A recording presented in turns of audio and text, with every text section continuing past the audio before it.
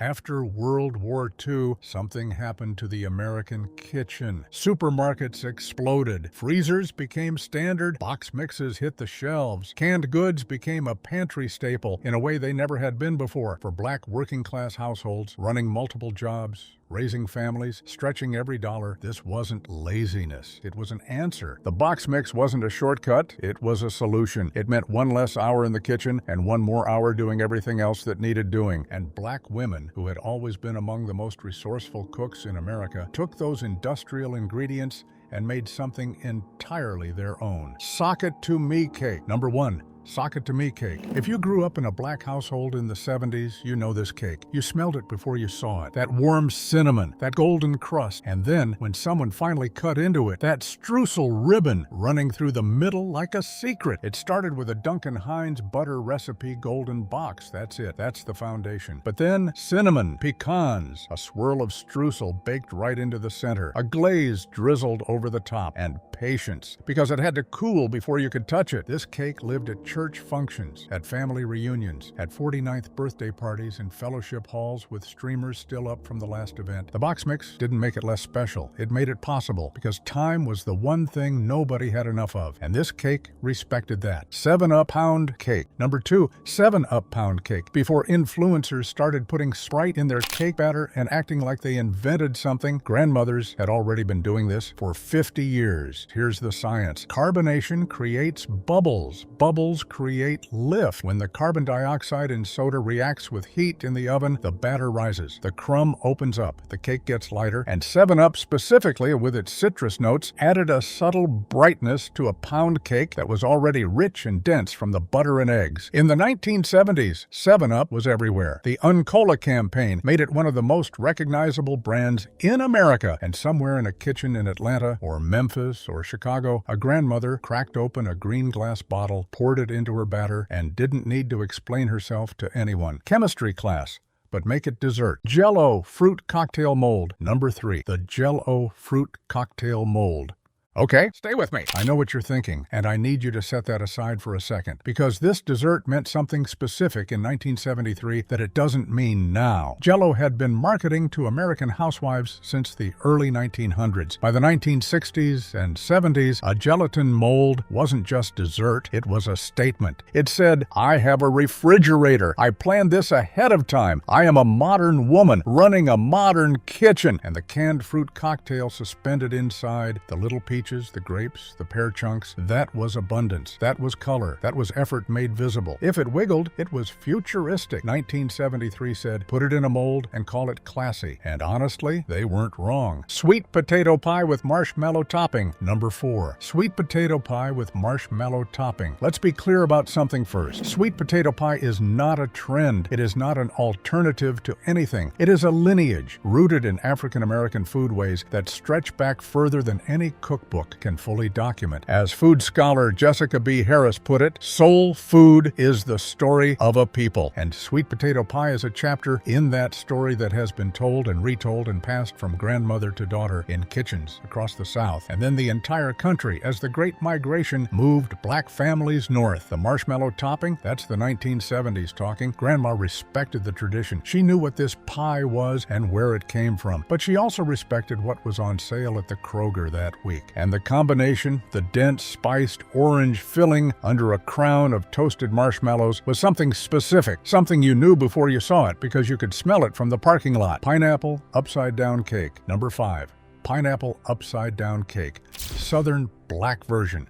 Here's the thing about this cake. The whole performance of it is the flip. You've made your caramel. You've laid your pineapple rings in the pan, the Dole canned rings, perfectly circular, syrup dripping. You've placed a maraschino cherry in the center of every single ring. You've poured the batter over it. You've baked it. And now the entire success of the next 30 seconds determines whether you carry this into the fellowship hall with your head held high, or whether you quietly rearrange things and act like you meant to do that. The cast iron skillet goes over the plate. You flip, you lift. And if it came out perfect, and it usually did, the whole room knew it before you said a word. Canned pineapple made this accessible. The cast iron made it perfect, and the maraschino cherries made it festive in a way that cost about 49 cents. Banana pudding with Cool Whip. Number 6, banana pudding, Cool Whip version. Let's talk about the switch. Traditional banana pudding had meringue on top, egg whites beaten to stiff peaks, spread over the pudding, browned in the oven. It was beautiful. It was work. It required technique and timing and the right day.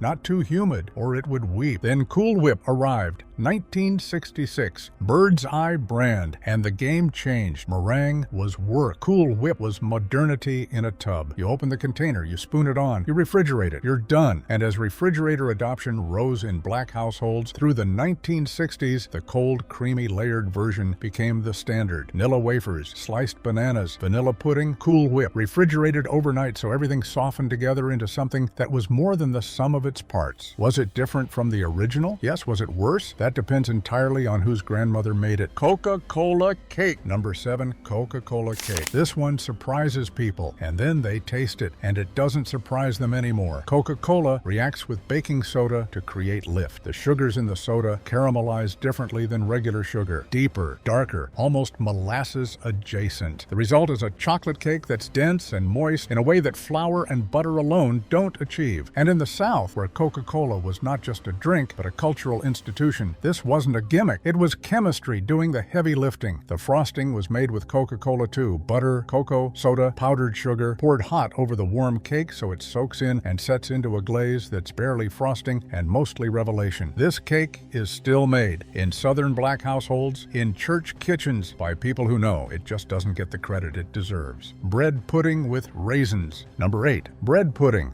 This one is older than the 1970s, much older. Bread pudding is a Depression-era dish, born from the logic that you do not throw away bread. You cannot afford to throw away bread. Stale bread gets torn into a pan. Milk and eggs and sugar and raisins get poured over it. It soaks, it bakes, it becomes something warm and soft and sweet that costs almost nothing. That logic never left black working-class kitchens, because the economic conditions that created it never fully left either. As food historian Michael W. Twitty has written, waste avoidance wasn't just practical in African-American culinary tradition. It was a value, a philosophy, a form of respect for the food, for the labor that produced it, for the people who needed it. Nothing got wasted. Not bread, not sugar, not history. No baked chocolate oatmeal cookies. Number 9. No bake chocolate oatmeal cookies.